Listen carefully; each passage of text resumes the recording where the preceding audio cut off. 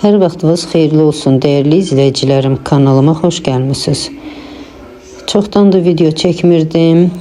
Bugün bilinçik pişirdim ve pişirme qaydasını sizinle paylaşmak için video çekip sizinle paylaşıram. Keçirəm hazırlanma qaydasına. Əziz izleyicilerim, mən burada 6 adet yumurta götürmüşəm. Qaba əlavə eləyib yumurtanı yaxşıca çırpıram.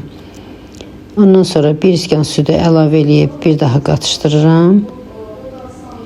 Sonra yenə 2 stəkan süt və 3 stəkan su əlavə eləyib bir daha qatışdırdım. Bura 6 adet yumurta, 3 stəkan su, 3 stəkan da su getdi. Bir çay qaşığı silə tuz əlavə elədim. Bir dolu xörək qaşığı şeker tozu əlavə eləyib qatışdırdım. Ondan sonra 1 stəkan unu əlavə eləyib qatışdırdım.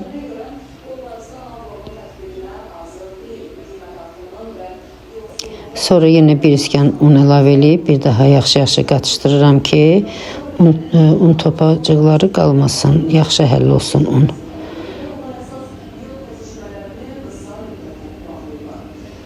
Hazırladığım bilinçik xəmirə, yəni çox duru alınmışdı. 2 dolu xörək qaşığı un yenə əlavə eləyib qatışdırdım. Burada videoda göstərdiyim kimi bu cürünə duru xəmir alınır. Sonra tavaya 3 xörək qaşığı duru yağ əlavə eləyib yaxşıca isti çıxartdım yağı və əlavə elədim hazırladığım qatışıma. Tez-tez qatışdırırıq ki yağ yaxşı həll olsun.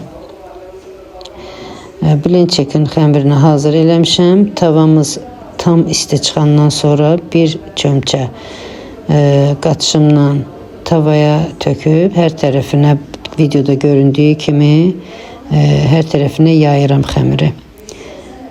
Və diş çöpü ilə xəmirin kənarlarını tavadan ayırıram. Əlimlə də çevirirəm. Bir üzü qızarmalıdır, bir üzü də ağ qalmalıdır. Əziz izleyicilerim, onu da deyim ki, mən bu reseptdə nə çayını sodadan, nə də ki qabartma tozundan istifadə eləməmişəm. Gördüyünüz kimi bilinciklər qəşəng puç-puç alınır. Bir də onu deyim ki, qazın xodunu orta xodda qoyun. Nə çox az olmamalıdır xodu, onda bilinciklər quruyar. Çox da olsa xodu qazın, bilinciklər tez qızarar, yanar.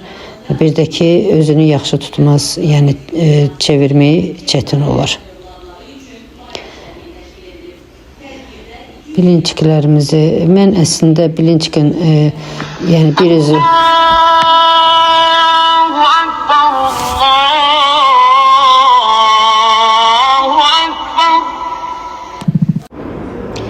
azan verildi, namaz vaxtıdır. Hər kim namaz qılırsa Allah onların namazını, dualarını qəbul eləsin. Namaz qılmayanlara Allah namaz qılmağı nəsib eləsin inşallah.